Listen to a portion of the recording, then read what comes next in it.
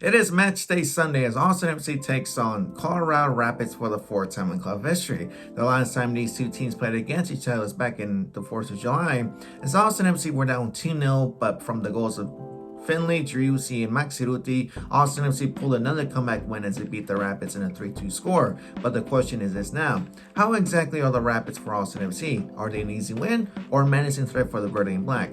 Well, technically speaking, Colorado sits 10th place in the Western Conference with 11 wins, 9 draws, and 13 losses. In the last 5 games for the Rapids, it's been really good for them so far, with 3 wins, 1 draw, and 1 loss. But mathematically speaking, since Colorado sits 10th place, but by the amount of losses they had, which was 13, they're officially eliminated and cannot advance for the 2022 MLS playoffs. So for Austin FC standards, they should have a pretty easy win against Colorado because Austin FC is going to have home field advantage today on Sunday against the Rapids, because our record at home has been a completely 180 turn from last year. We have been so great and been impressive because our record at home is 8 wins, 5 draws, and 3 losses.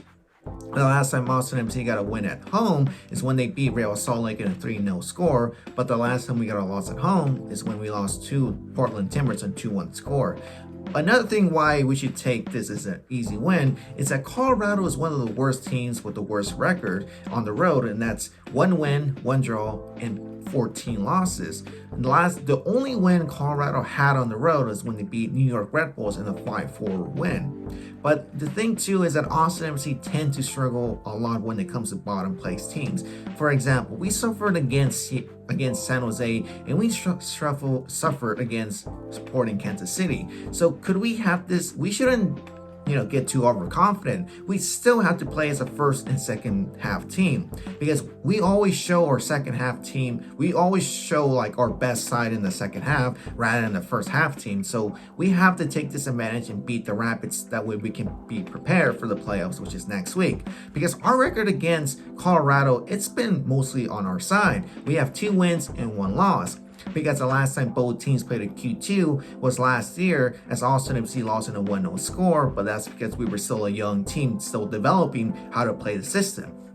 Because there's nothing to fight for. Austin FC got 2nd seed, and Colorado Colorado is officially eliminated. But like I said, we have to take advantage and still beat the Rapids no matter what. Because the Rapids still have a lot of firepower in them. They're attacking, they have 4 strikers, let's say 3 strikers and 1 midfield player. Because our defense, we'll put up a rotation in the back 4. Is Galvez still fit? Will we see Romagna or Kip Keller get some minutes? We don't know. Because for our defense, they have to focus on these 4 players. Diego Rubio has 15 goals and 5 assists for Colorado. Jazzy Sardes has 9 goals and 5 assists. Jonathan Lewis has 5 goals and 2 assists to his name. And lastly, Michael Barrios has 2 goals and 6 assists. He leads the team with most assists, which is 6. So here's the question. Are we going to see Galvez? Is he fit? We don't know yet. Romagna or Keller? I could say Keller, because Romagna the last 2 games against Vancouver and Nashville was a good game. Vancouver was a shaky game because they were back from a 2-week absence. So give Keller some minutes.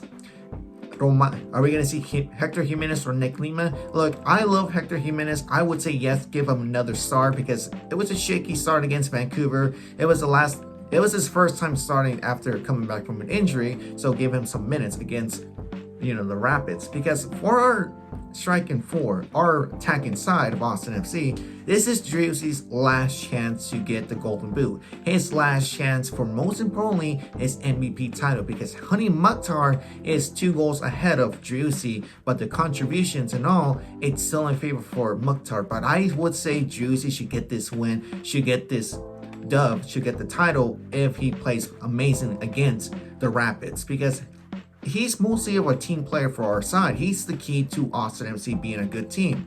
But let's see what happens against the Rapids. The other question, which is most important to all of us, who's going to start in the right wing spot? Are we going to see Rigoni starting the 6th time in a row, or are we going to see Finley getting some minutes and putting Rigoni in the bench? Because in the playoffs, I want to see Finley starting as our right winger, because throughout the entire season, he was our reliable, and most importantly, he gave us depth in the right wing spot ever since Cecilio Dominguez left.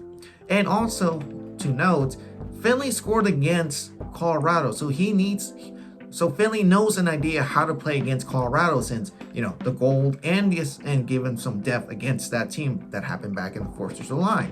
But it's Drew's time to shine against the Rapids for his MVP title, and I would say, like I said, start Finley over Rigoni, and Rigoni can be a super substitution if Austin FC is kind of screwed in the second half against the Rapids.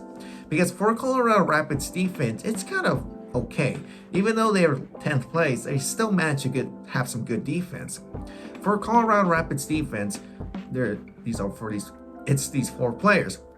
Keegan Rosenberry has 20 tackles of the 44 attempts, so he leads the team with 46% of the dribble. So in a 1v1 situation, let's say Fagundes against him, Fagundes will win that dribble situation.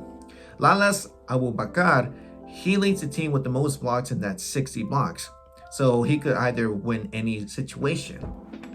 Danny Wilson, 59 successful of the 123 pressing, 42% pressing, so he leads the team with the most pressure of 42. So he's gonna either press a lot in our midfield when it comes to either Alex Green or Diego Fagundes or Dani Pereira.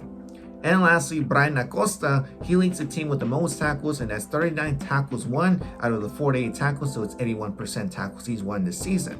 So it's gonna be a pretty easy win for Austin FC. I would say a 3-0 win, 2 goals of Juicy and 1 goal of Ethan Finley. But I hope Austin FC gets a win and a bounce back. That way they can be mentally prepared for the 2022 MLS season. Well, the playoffs, which is next Sunday or next week. We don't know which date it is. But other than that, Austin FC should get this win. I hope everything goes according to plan. But for the meantime, my name is Vanilla Mexican 17. I hope you guys understood this video, and I'll be back here on the next one.